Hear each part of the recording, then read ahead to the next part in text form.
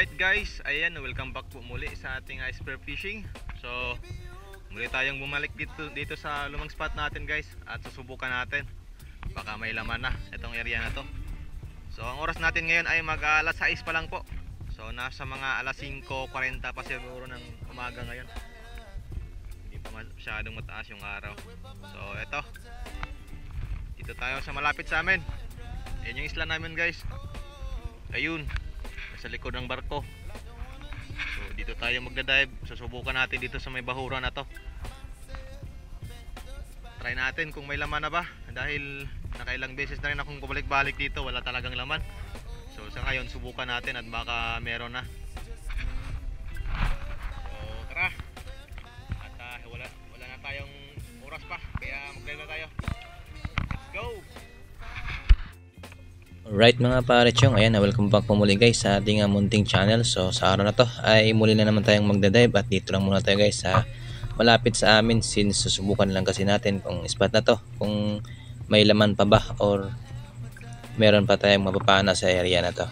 Dati na rin kasi ako guys nakahuli dito ng King Mac or Tangigi, kaso matagal na panahon na yon, kaya sinubukan natin kung merong pelagic na magpapakita sa atin ngayon, at kung wala naman ay manghuhuli na lang tayo ng kahit na ano na isda na pang benta natin or mapagkitaan natin at pang ulam.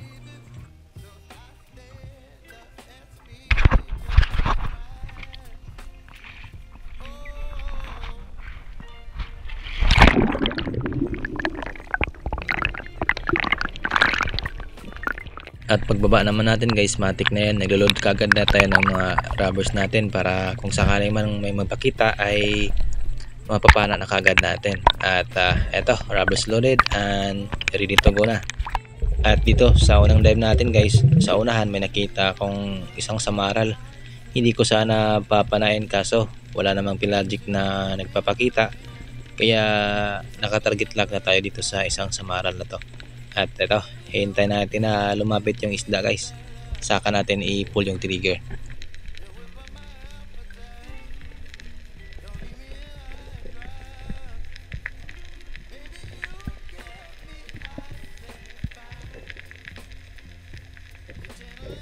Napakarami po guys ng dalagang bukid or mga bait fish paligid natin, kaso talagang siguro hindi pa season dito sa amin ng mga tangigi or mga pelagic, kaya siguro walang naghahunt dito sa kanila.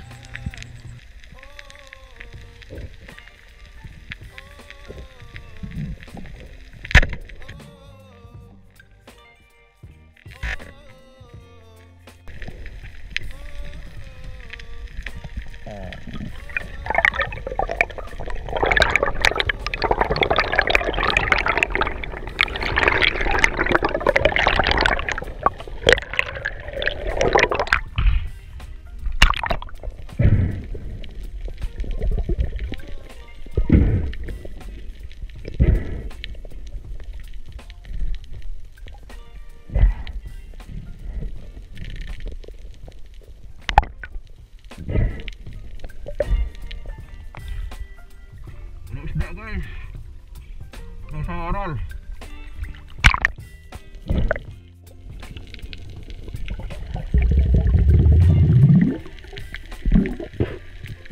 Pagkatapos ko guys ma-secure yung unang isda natin na samaral, ay nag-dive ulit ako dito guys at nag-set ako ng pag-ambush, dahil napansin ko itong mga malalapad na danggit at napakaamo, kaya eto, sinubukan kong i-ambush at inabagan kung lalapit pa sa atin ang isda na to. Pero eto, may biglang lumapit sa atin at ipupul ko sana yung trigger sa danggit guys, kaso biglang nabigla yung mga isda at nabulabo, kaya alam ko may papalapit na malalaki, kaya eto, napalingon ako sa likod at dito dumaan, kaya eto, nag-change tayo ng target dito guys at namili tayo dito ng isang piraso.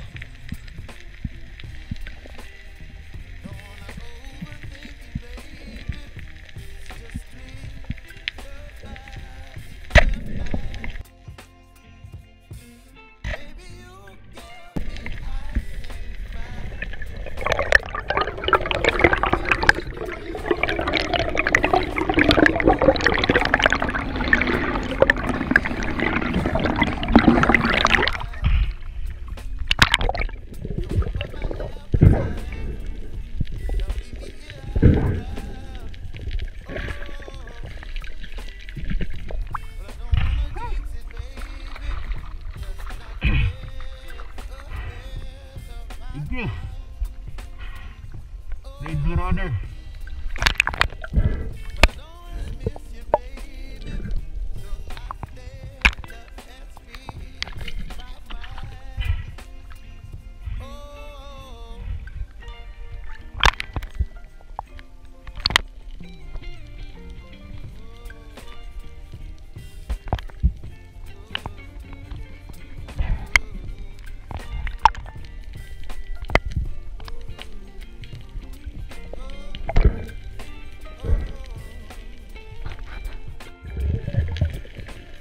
Makalipas guys ang halos isang oras nating pag-aabang dito ng mga pelagic, talagang wala pong nagpakita sa atin ngayong araw na to, kaya napilitan ako na manghuli na lang ng itong mga malalapad langgit para may uwi tayo dun sa bahay at may mapangbenta tayo.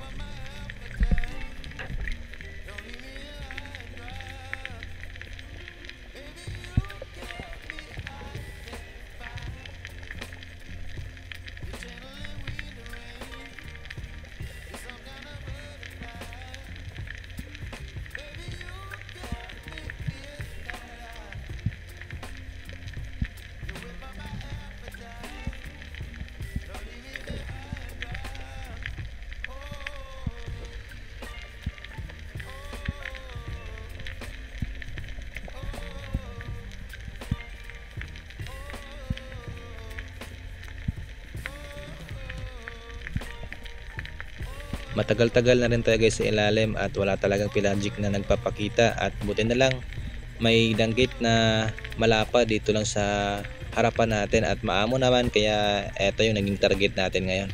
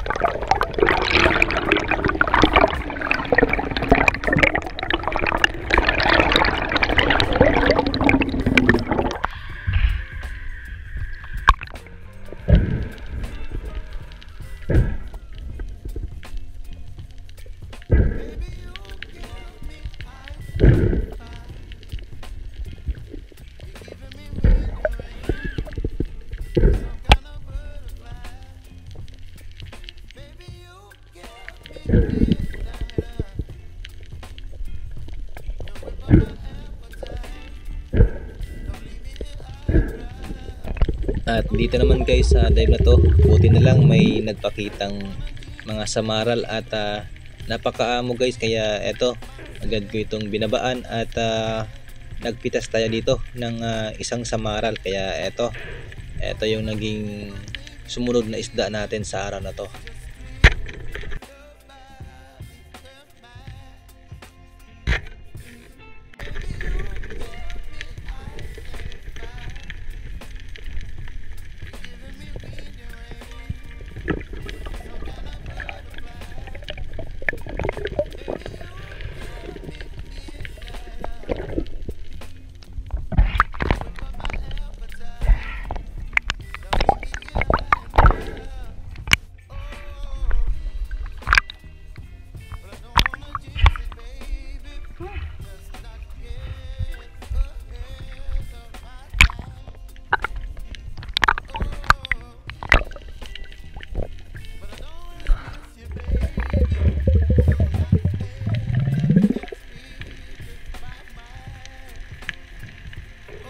Pagkatapos kung may secure guys yung samaral natin, nag-dive ulit ako dito at nag-set ulit ako ng pag-ambush dahil andun sa unahan yung mga malalapad na danggit, kaya ito yung pinagtuunan ko ng pansin dito na maka double kill sana tayo, kaso malalayo yung agwat nila, kaya naniguron lang ako ng isang piraso dito.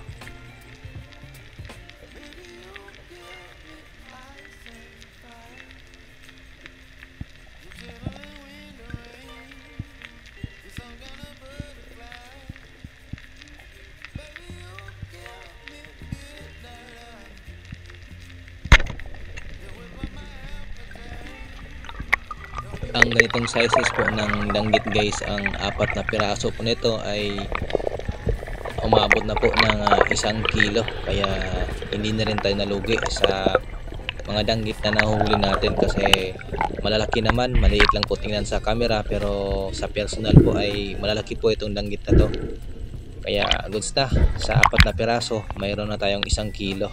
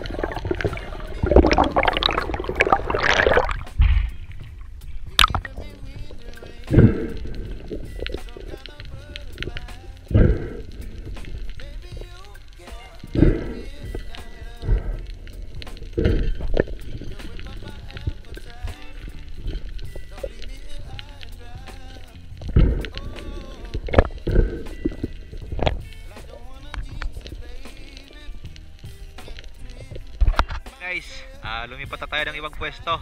Doon kasi tayo kanina sa may bahura, doon sa may tawag sa amin dawis. Malakas na agos doon kaya lumipat na tayo dito.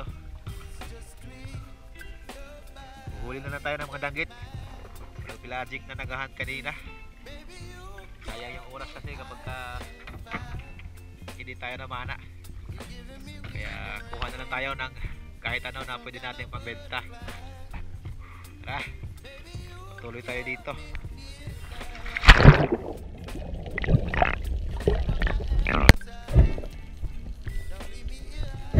Nakailang dives na rin ako at nag-ambush dito sa area na to guys, ngunit talagang mahina na po ang sampa ng isda dito sa area na to, gawa ng low tide na at lumalabo na po yung visibility. At dito sa dive na to, ito yung naging panghuling video natin dahil dito tayo nakahuli ng isang danggit. At sa sumunod na dive ay wala nang nagpapakita, kaya umuwi na ako pagkatapos kong makapag-dive ng ilang beses dito. At pag-uwi naman sa bahay ay nagbenta tayo ng mga nahuli nating isda guys.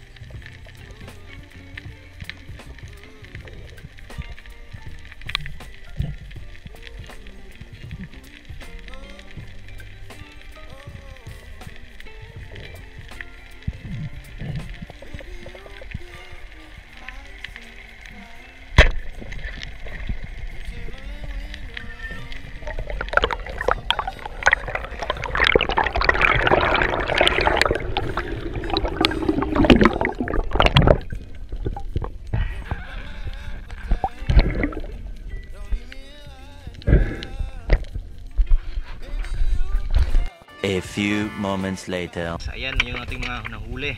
So sa araw na to, ito lang yung mga nahuli natin sa morning quick dive natin. Ito, marami-rami naman to, kaya ayos na kahit hindi ganun kalalakihan. Ito, malalapad na sa maral, danggit. Ayan, lalaki ng danggit. Ito, may bali tayo tsaka isang rainbow runner. Yan, nakahuli tayo sa subit-subit natin or sa trolling natin. Ito lang yung mga dala natin. Ito, bali at isang rainbow runner.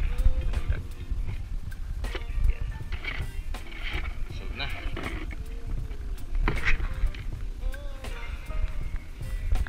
So bebenta natin guys. Hanap tayo ng mga buyer.